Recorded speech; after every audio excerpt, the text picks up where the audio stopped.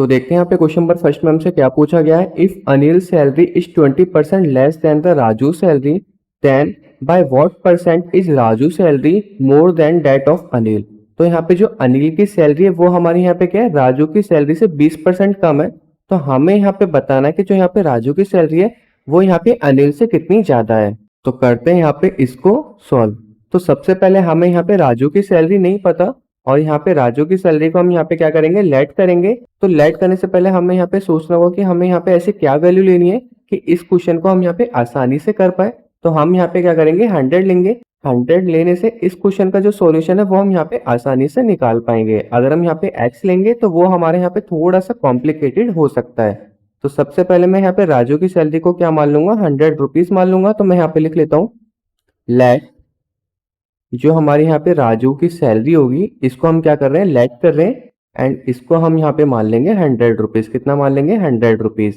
अब हम यहाँ पे अनिल की सैलरी निकालेंगे जो कि हमारे यहाँ पे क्या है, 20% कम है राजू की सैलरी से। तो मैं यहाँ पे लिख लेता हूँ, यहाँ पे क्या करेंगे, हम अनिल की सैलरी निकालेंगे जो कि यहाँ पे क्या है, सिंपली 20% कम है राजू की सैलरी से। तो राजू की सैलरी हमारी यहाँ पे कितनी थी, 100 रुपीज थी। माइनस हमें यहाँ पे क्या करना है, 20% निकालना है किसका, 100 रुपीज का। तो ये हमारे यहाँ पे क्या हो जाएगा, 100 मल्टीप्लाई 20%। परसेंटेज का साइन हट के यहाँ पे नीचे 100 आ जाएगा। इसको सॉल्व कर लेते हैं। तो ये हमारे यहाँ पे क्या हो जाएगा, 100 माइनस का 20, जो कि हमारे यहाँ पे कितना हो जाएगा, 80 रुपीज हो जाएगा। तो इसका मतलब जो अनिल की सैलरी है वो हमारे यहाँ पे कितनी निकल के आ गई, 80 रुपीज आ गई। ये हम यहाँ पे मान के चल रहे हैं, एक्चुअली में 80 रुपीज नहीं है। अब हमें यहाँ पे क्या निकालना था, then by what percent Raju salary more than that of Anil. तो यहाँ पे राजू की सैलरी अनिल से कितनी ज्यादा है उसका हमें यहाँ पे परसेंटेज निकालना है। तो यहाँ पे सिंपल है कि जो यहाँ पे अनिल की सैलरी वो यहाँ पे 80 है, राजू की सैलरी यहाँ पे 100 है।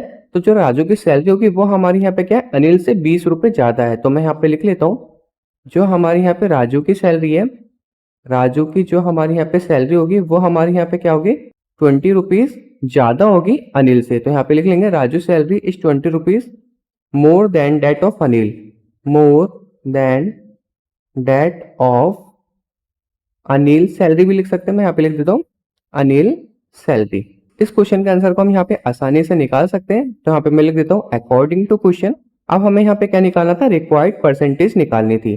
तो रिक्वायर्ड परसेंटेज निकालने के लिए हमें यहाँ पे क्या करना पड़ेगा, जितनी सैलरी हमारी यहाँ पे ज्यादा थी उसको हम यहाँ पे ले लेंगे 20, और जो यहाँ पे अनिल की सैलरी थी वो हमारी यहाँ पे कितनी थी, 80 रुपीज। हमें यहाँ पे निकालना क्या, परसेंटेज में निकालना है। तो हम यहाँ पे सिंपली 100 से मल्टीप्लाई कर देंगे एंड यहाँ पे परसेंटेज का साइन आ जाएगा। इसको सॉल्व कर लेते हैं, 0 से 0 कट जाएगा, 2 1 जा 2 एंड यहाँ पे आ जाएगा 2 4 जाए, 4 से डिवाइड करेंगे तो सिंपल यहाँ पे कितना आ जाएगा, 25 आ जाएगा। तो ये हमारे यहाँ पे कितना हो जाएगा, 25% हो जाएगा। तो इसका मतलब जो यहाँ पे राजू की सैलरी है वो हमारे यहाँ पे अनिल से कितनी ज्यादा है, 25% ज्यादा है। तो आप यहाँ पे लास्ट के स्टेटमेंट में लिख सकते हैं Raju salary is 25% more than Anil salary. तो होप आपको इस क्वेश्चन का आंसर समझ में आ गया होगा।